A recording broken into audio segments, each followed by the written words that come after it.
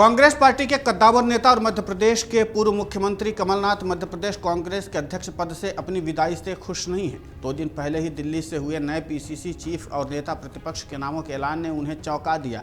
हालांकि कमलनाथ मध्य प्रदेश में विधानसभा चुनाव में हार की समीक्षा के लिए दिल्ली में हुई बैठक के दौरान ही अपना इस्तीफा पार्टी आलाकमान को दे चुके थे।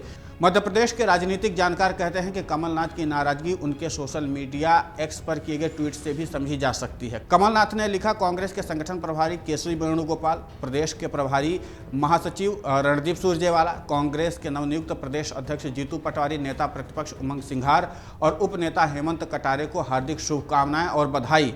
शुभकामनाएं सभी नियुक्त पदाधिकारियों को मेरा सहयोग हमेशा मिलता रहेगा। राजनीतिक जानकार कहते हैं कि कमलनाथ का नए अध्यक्ष जीतू पटवारी, नेता प्रतिपक्ष उमंग सिंघार और उप नेता प्रतिपक्ष हेमंत कटारे को बधाई देना तो समझ में आ रहा है, लेकिन उनके साथ मध्य प्रदेश के प्रभारी महासचिव केसी वेणुगोपाल और विधानसभा चुनाव प्रभारी रणदीप सुरजेवाला को भी बधाई देना हजम नहीं हो रहा है। कहा जा रहा है कि कमलनाथ इस फैसले से बेहद नाराज हैं। पार्टी ने भी जीतू पटवारी को पीसीसी चीफ के रूप में नियुक्त करके सबको चौंका दिया था। पार्टी सूत्रों का कहना है कि कमलनाथ की विदाई में पर्दे के पीछे केसी वेणुगोपाल और रणदीप सुरजेवाला की रिपोर्ट रही, जो उन्होंने पार्टी हाईकमान को चुनाव में हार के बाद सौंपी थी। इसी वजह से कमलनाथ ने तंज कसते हुए बधाई संदेश में केसी वेणुगोपाल और रणदीप सुरजेवाला का भी जिक्र किया। कमलनाथ ने आलाकमान को अपनी नाराजगी का संदेश भी भिजवाया है। यदि उन्हें विदाई देनी ही थी तो उनका इस्तीफा उसी वक्त स्वीकार कर लेना था, जब उन्होंने समीक्षा बैठक के दौरान इसकी पेशकश की थी। गौरतलब है कि विधानसभा चुनाव में हार की समीक्षा बैठक के बाद से कमलनाथ लगातार ये कहते रहे कि ये मध्य प्रदेश नहीं छोड़ रहे हैं और मध्य प्रदेश में अगला लोकसभा चुनाव उनके ही नेतृत्व में कांग्रेस पार्टी लड़ने जा रही। कमलनाथ की विदाई के बाद प्रदेश के दूसरे दिग्गज नेता दिग्विजय सिंह ने भी चुप्पी साध रखी है। हालांकि कमलनाथ की नाराजगी से इतर प्रदेश कांग्रेस अध्यक्ष के तौर पर कमलनाथ का स्थान लेने वाले पटवारी ने कहा, कमलनाथ हमारे नेता हैं। कमलनाथ, दिग्विजय सिंह और अन्य वरिष्ठ नेताओं के सामूहिक नेतृत्व और मार्गदर्शन में कांग्रेस आगे बढ़ेगी। कांग्रेस के इतिहास में गुटबाजी का अंत पहले ही हो चुका है। मुझ जैसे छोटे से कार्यकर्ता को बड़ी जिम्मेदारी दिए जाने पर मैं कांग्रेस आलाकमान को धन्यवाद देता हूं। वहीं कांग्रेस आलाकमान ने भविष्य को देखते हुए मध्य प्रदेश में अपनी दूसरी पंक्ति के नेताओं को आगे बढ़ाने का फैसला किया है।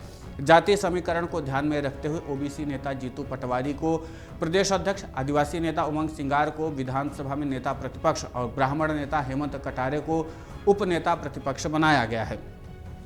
नए पीसीसी अध्यक्ष जीतू पटवारी उज्जैन महाकाल के दर्शन के बाद मंगलवार 19 दिसंबर को भोपाल आकर के अपना पद संभालेंगे।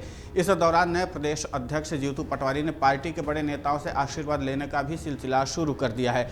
उन्होंने दिल्ली में कांग्रेस के पूर्व राष्ट्रीय अध्यक्ष राहुल गांधी से मुलाकात के बाद राज्यसभा सदस्य विवेक तनखा से भी मुलाकात और भेंट की है। विवेक तनखा ने अपने सोशल मीडिया प्लेटफॉर्म एक्स पर इसकी जानकारी देते हुए लिखा, नवनियुक्त कांग्रेस प्रदेश अध्यक्ष जीतू पटवारी जी का मेरे निवास पर स्वागत। बधाई के साथ उन्होंने साधुवाद दिया। एक सफल कार्यकाल के लिए 19 दिसंबर को पीसीसी पहुंचकर एक पारिवारिक सदस्य के नाते आशीर्वाद फिर दूंगा। हालांकि विधानसभा सत्र के दौरान कमलनाथ मौजूद नहीं रहेंगे। ऐसे में नाराजगी की अटकलों को और भी हवा मिलने लगी है।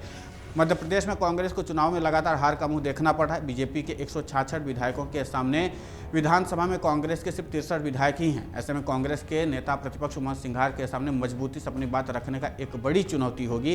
हालांकि उनका दावा है कि हम मध्य प्रदेश में मजबूत और हर चुनौती से लड़ने के लिए तैयार हैं।